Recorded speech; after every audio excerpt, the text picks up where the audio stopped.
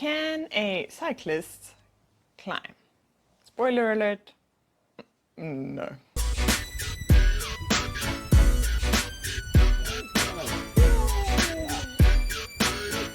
I am not a natural climber. I have giant quads and calves from years of cycling and gym and running, and zero upper body strength. I am bad at any movement that isn't in this plane of motion. Again, years of cycling, rowing and running. Oh, and did I mention I'm afraid of heights? But somehow my obvious unsuitability didn't stop Lofty from challenging me to start climbing. I was mentioning the Couch to 5K program I was part of, a common format in running where you go from an unfit newbie who has never run to completing a 5K race. You know what would be cool? He asked. A Couch to 6A program. For those of you who are as clueless as I was when I agreed to this project, 6A is a way of grading a climb. A 6A outside is the point where your options open up, where you have cool climbs in cool places. To climb a 6A, you need a little bit of strength and a medium amount of skill. Possibly the only reason I agreed was because I did not understand what I was agreeing to. Every time I look up, the goalposts seem to have shifted further away. But we're committed now. Allez. I started to take the project seriously when I went on my first outdoor climb. I spent 15 minutes failing at the first move. Everyone was very nice and encouraging, but let's be honest, it was a shit show. This can't go on this way, I thought to myself. I don't have any of the skills or strength to do this. I'll never be able to do this unless I start training. So I got a membership at the climbing gym. Indoor climbing is to outdoor climbing as road cycling is to mountain biking. You can get fitness and learn foundational skills indoor that you can then apply outdoors. But the first time I went climbing, the reality of the challenge hit me. There was nothing about this that was easy for me. I couldn't even really see I couldn't see why anyone would want to be doing this. Oh well, I thought, then it will be like rowing. Something I do as a challenge and then never touch the sport once the race has been won. So I head to the gym again, determined to see this challenge through. But the second time I went, it was fun. There was something about the physical problem solving that was addictive. Possible solutions and moves that I could use in places that I'd gotten stuck on the route kept replaying in my mind. I was hooked. I started gently in the gym, by myself, on the short wall, just figuring out this climbing thing. I didn't want an audience, I didn't want advice, I just wanted to fail in peace. After a few sessions like that, I was ready for some input. Lofty and Wes gave me some pointers and helped me try some new things. Things continued like this for a while, with me trying new things and getting slowly better in the background. I'm pretty confident in my athletic ability. The truth is, I've been doing ultra-distance swimming, cycling and running events for over 15 years now. I know my body and my mind, and by pushing my limits, I've grown to trust myself. I believe that my body will do anything I ask of it, given the correct time, training, and support. I would like to think that this confidence manifests as humility rather than arrogance. I don't have any control, and when I'm faced with something I can't do, or when I fail at something, it doesn't make me feel I know that if I put 15 years into this discipline, I would probably be competent. But let me tell you, this mindset is pretty hard to hold on to in the face of my complete incompetence in the climbing.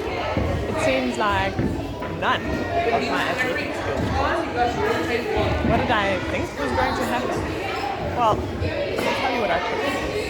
I hoped that my lower body strength would help propel me up the wall. Instead, somehow, I can't put down and make use of the power that my legs obviously have. And in the meantime, my muscles are non-functional, dead weight.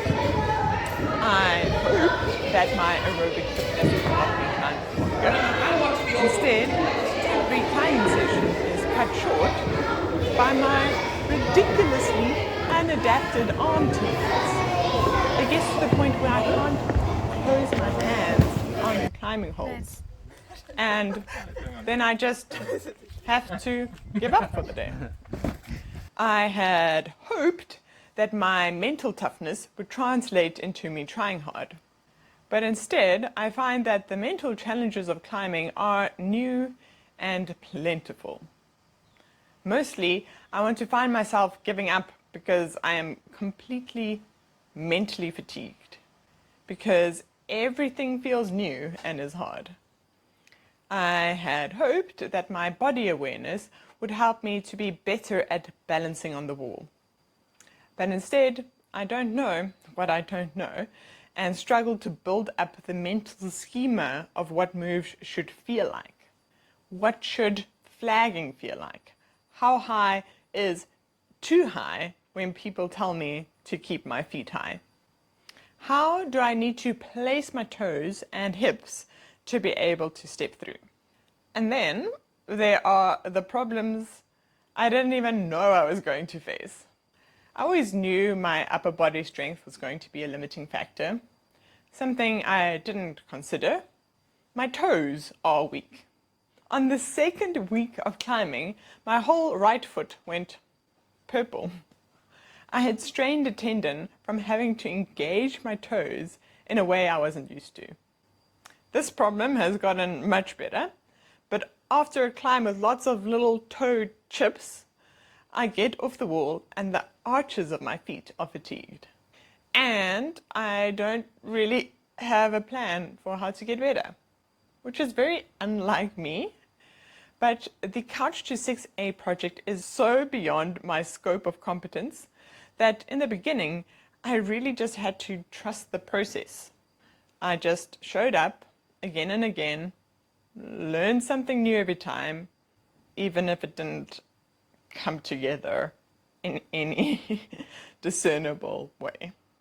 It all changed again when I went climbing outdoors in earnest for the first time, with a group of supportive people at the crag, all putting up roots for me and giving me encouragement and beta. I tried really hard, but as I was terrified, so I held on really tightly to that rock so as not to fall off. And it was a lot of fun, but mostly it made me realize how much more I had to give in the gym.